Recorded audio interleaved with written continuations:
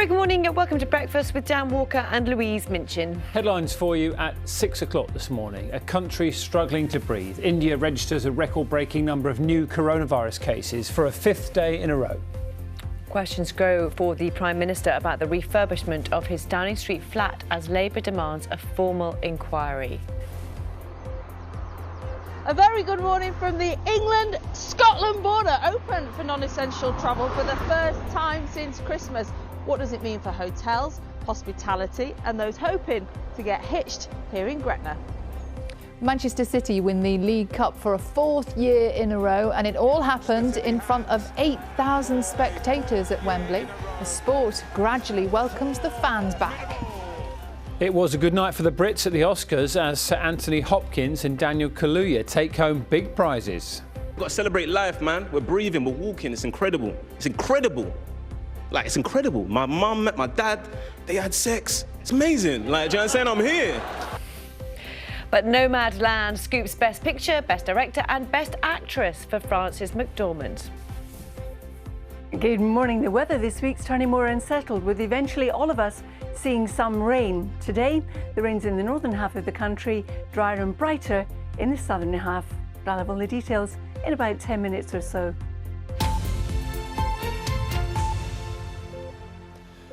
Good morning, it's Monday, it's the 26th of April. Top story for you this morning is that India has recorded another global record of new coronavirus cases for a fifth day running, with more than 352,000 infections reported in the last 24 hours. Hospitals in Delhi have completely run out of beds and some are missing critical supplies, including oxygen. The UK, along with others, is now sending medical aid to the country. Our India correspondent Yogita Limai reports. The capital is being ravaged at a frightening speed. With every pyre that burns, India's self-belief is dying. Each funeral is a story of personal loss and national shame. Charanjeev Malhotra has been helping to cremate the dead for decades. Now, he barely ever stops working. I've never seen such a terrifying situation. I can't believe that we're in the capital of India. People aren't getting oxygen and they're dying like animals, he says. We don't even have enough resources to cremate them properly. Outside, Shivangi Mehra is on the phone organizing oxygen for the hospital she works in. Nothing is being done. I don't know government is sleeping or what they are doing. I am totally disheartened in the situation which I am seeing. Government is a literal failure. A person cannot live here in Delhi. A person cannot even die peacefully in Delhi. She's waiting to cremate her grandfather, who died, she says, because there wasn't enough oxygen. This small hospital in North Delhi is facing a daily struggle. Ma'am, we have been spending sleepless nights since last 1 week. I mean, at times we feel like crying because we are not able to help patient properly. Every day it's the same scenario. We are left only with 2 hours of oxygen, 3 hours of death, and we are only getting assurance from the system, no oxygen. And so, families are being told to organize oxygen. At one medical shop, we found people with empty cylinders waiting to buy their own supply for loved ones who urgently need it.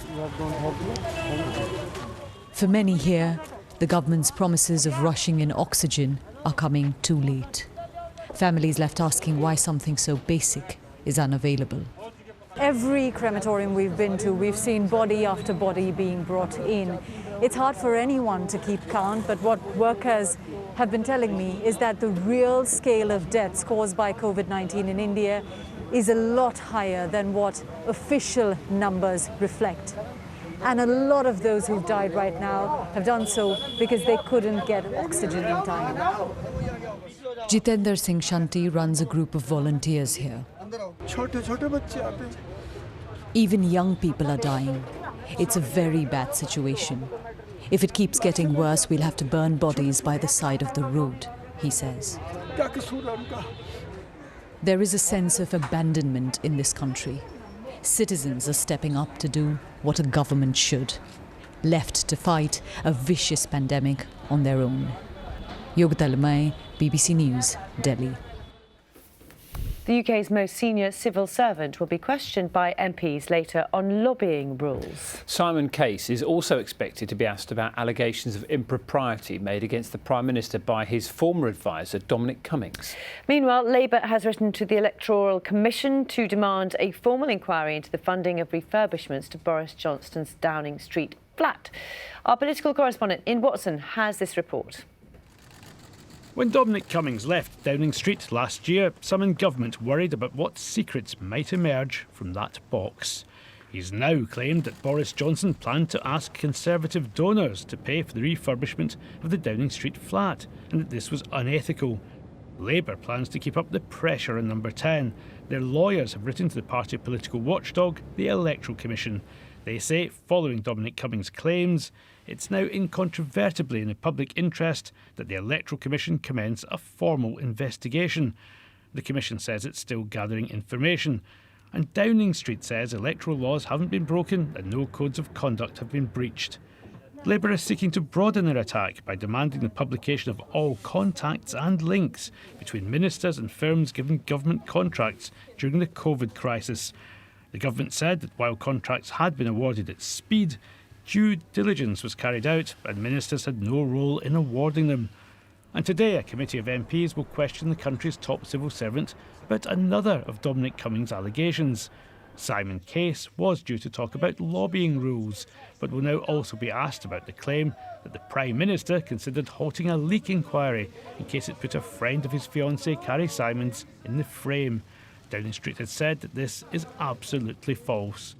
And now that he's out of Downing Street, Dominic Cummings seems keen for others to join him. Ian Watson, BBC News. Around 500,000 44-year-olds in England will be invited to book their first dose of a coronavirus vaccine from today. 40 to 43-year-olds are expected to follow later this week. It comes as a new TV ad campaign is being launched to encourage all under 50s across the UK to say yes when they are offered a shot. It's important to remember that younger people are still at risk of getting COVID. They're still at risk of severe disease. And of course, we know there are other side effects such as long COVID that can be a consequence of this virus. So it's really crucial that everybody is vaccinated. When you get your text, make your booking, come forward, get the jab, protect yourself, protect others. Now, Scotland will see the biggest easing of restrictions today since it went into nationwide lockdown more than 4 months ago.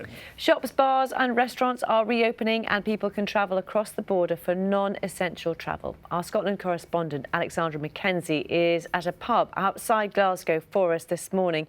It's a big day, isn't it? Morning. Good morning. Yes, it is a very big day. There's quite a lot happening in Scotland today. Things are going to feel much more normal from today. Hospitality, like here, is going to open up and there will be some restrictions, but Scotland is the only place in the UK where you're going to be able to have a meal inside, but you can't have alcohol inside, and closing will be early at 8 p.m. But if you want to have a drink or have a drink with your meal, you can come to a beer garden like this one. There will be 1 metre social distancing. You can see the tables are quite spread out here, and everyone will have to give their contact details, and there's a new app that you can download onto your phone. It's called Check-in Scotland, and you can meet in slightly larger groups from today. If you're outside, like here in the beer garden, you can meet with up to 6 people, and that's with up to 6 different households. If you are inside, you can still meet with up to 6 people, but that's going to be with only 2 households. And another big thing that's going to happen today, that's going to be retail is opening. So if you want to hit the shops, you can do that from today. Also, if you want to go to the gym, you can do that from today.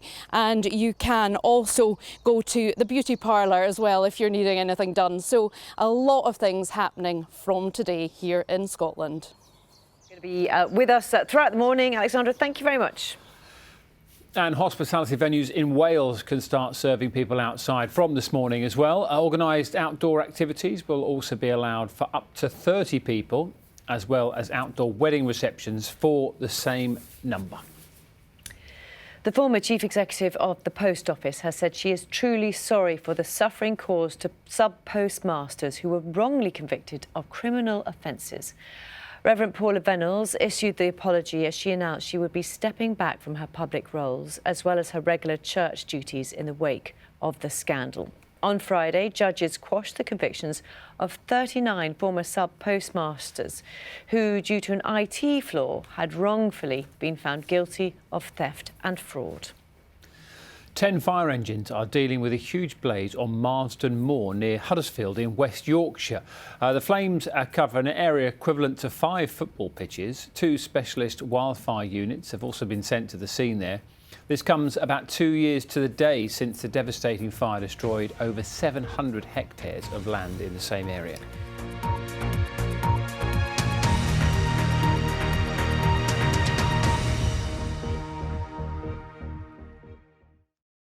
See the headlines as they happen and watch BBC News live in the app and get the full story with bbc.co.uk/news. Follow the story for all the latest with BBC News.